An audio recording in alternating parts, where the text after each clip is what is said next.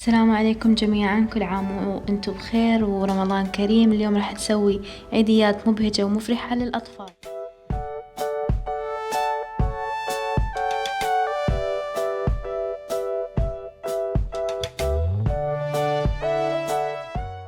راح نحتاج ملف شفاف، ورق زبدة، عيديات، مقص، لميع، قطع صغيرة للزينة ومكواية. إذا ما في قطع صغيرة للزينة اللميع كافي للعيديات. أولا راح أبدأ بقص الملف الشفاف على الحجم اللي أنا بحتاجه أو اللي أنا حابة أني أسويه. الخطوة اللي بعدها أني أكوي الأطراف باستخدام أوراق الزبدة وأخلي طرف واحد بس مفتوح.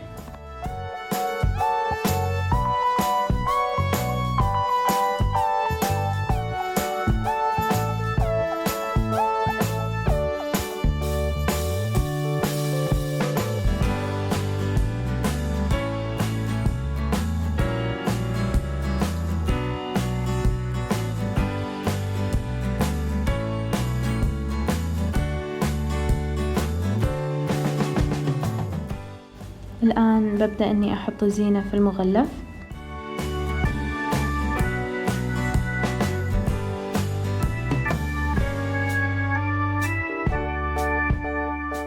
بختار لون اللميع اللي أنا حابة أني أستخدمه وبحط كمية مناسبة داخل المغلف.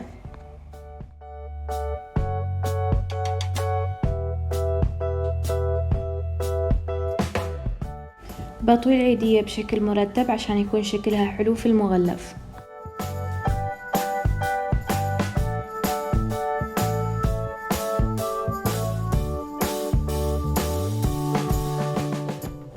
آخر خطوة هي إني أكوي الجهة المفتوحة في المغلف.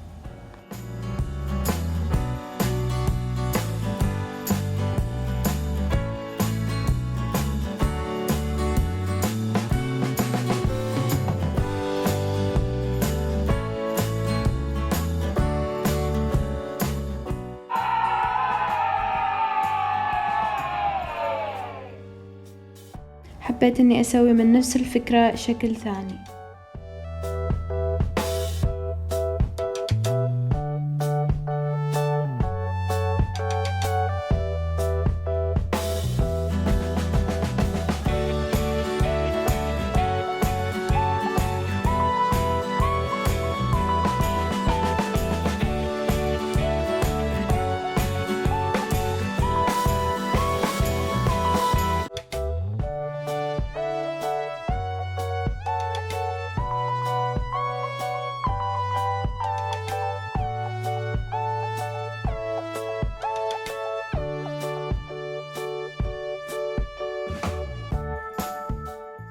بتبع نفس الخطوات اللي هي اني اكوي جهة واخلي جهة مفتوحة عشان اني ادخل الزينة واللميع والعيدية.